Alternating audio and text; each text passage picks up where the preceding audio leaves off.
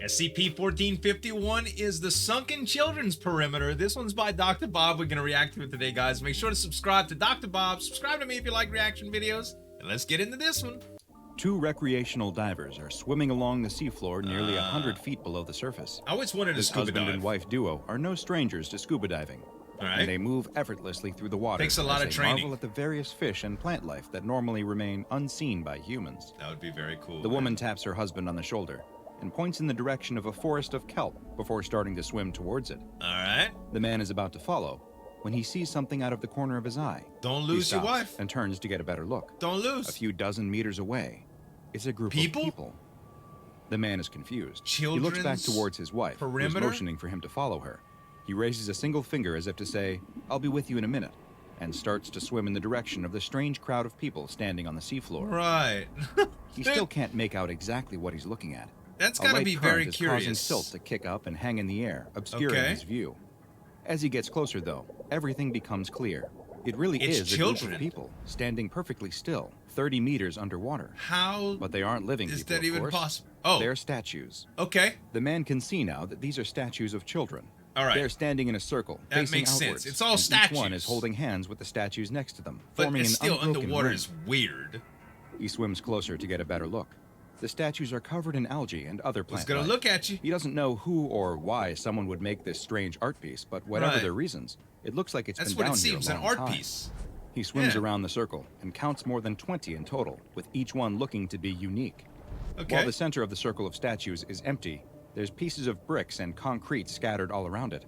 There used to be something down here, a building or some kind of structure that once housed the statues and has now collapsed. It seems impossible that anything could have ever been built down here. Right. He looks back in the 30 direction of his meters wife, under the but he ocean. can't see her. She must be somewhere along the kelp investigating her own mysteries. Must be. He's about to head in her direction. Yeah, but when he notices something. The inside of the circle isn't empty. There's a box. Something is inside. Don't go in the circle, man. He swims up above the ring to get a better look. There's definitely something Something's buried up. in the circle of statues. He can see now that it is the I hear corner of music what looks to hyping be a up. metal box. He swims down closer to the box and reaches a hand out towards it when he suddenly stops and looks up. Oh, I knew it. The woman swims out Don't of the you dense mess kelp with forest the carrying inside a of the brightly circle. colored shell. She can't wait to show her husband how beautiful it is. You're gonna have She to looks show it to around, his but carcass. there's no sign of him. She He looks in the dead. direction that he swam and spots the same strange group of people that he did. Okay. As she swims towards them, she also quickly realizes that these are just statues. Very Right. odd ones, but statues nonetheless. She also notices the rubble that surrounds them. Right. The broken chunks of concrete, bricks, The some bricks, bones. bones. Wait, bones? Bones. That's when she spots something else lying on the ocean floor just outside the ring of statues. Hubby's body. It's her husband's scuba tank, with his shattered mask resting on top. Dang. Dr. Bob just went underwater. Hi, I'm Dr. Bob, and this is... Hi, I'm Dr. Bob, and this is SCP-1451, also known as I love it. Sunken Children's Perimeter. I love it, man. SCP-1451 is the designation that has been given to an anomalous set of metal Very statues creative, that Dr. possess Bob. very strange and deadly properties. So they're metal? The 26 statues, each of which is unique and have been given the designations SCP-1451-1 each through 26, single one all is resemble anomaly. human children and range in height from 1.32 to 1.43 meters. Okay. They are located within an ocean inlet on the seafloor and are arranged in a circle facing outwards, with each holding hands with the ones next to it, forming an unbroken ring. These statues are anything but stationary, though, at least some of the time. And in fact, they have 3 distinct stages of motion, which the SCP Foundation refers to as Class 1 through 3 scenarios. Okay. The first, a Class 1 scenario, is the designation given when no movement is detected at all. This is the state that the statues appear to spend the majority of their time in. Right. The designation will change to Class 2 when some slight movement of the statues is detected. Okay. In this state, they can be seen to slowly raise and lower their hands, while also subtly moving together in a counterclockwise direction. Oh. Bubbles have been observed coming from the statues' Like mouths they're during this breathing? scenario. Weird. SCP-1451 will be seen to behave this way when a large object comes near it, and it will often mean that the statues are preparing to transition into a Class 3 scenario. Which is the attack. A Class 3 scenario will be triggered when a solid object that weighs more than 40 grams enters the center of the circle. When the object, whether it be a living one or not, enters this activation area, the statues will fully animate and turn their attention on the object with only one purpose: to destroy it. When the statues enter a Class 3 scenario, they exhibit incredible strength and agility. They appear to possess at least a rudimentary form of intelligence as well, as they have been seen utilizing teamwork and advanced tactics. Once the statues have been activated, they are relentless in the pursuit of their targets, stopping at nothing to neutralize them.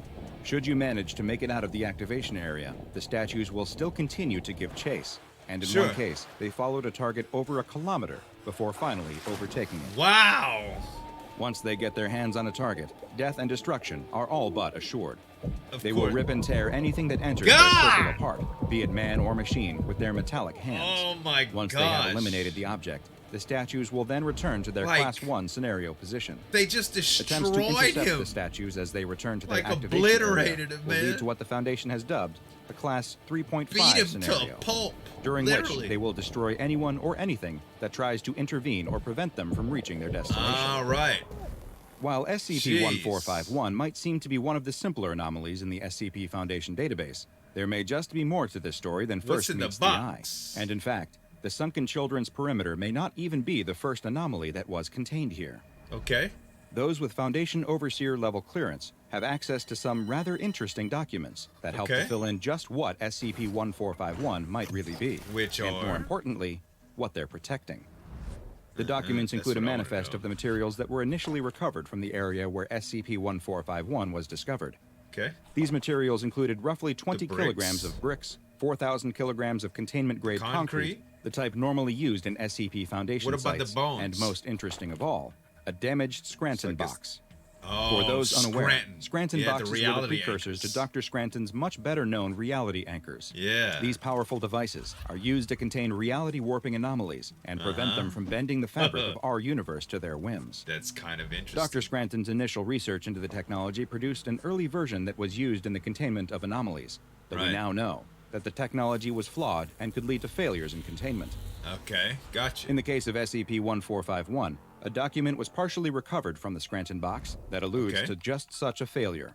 In this instance, a powerful Euclid-class reality warper was being held at Area 56, a location that the Foundation has no record of ever having existed.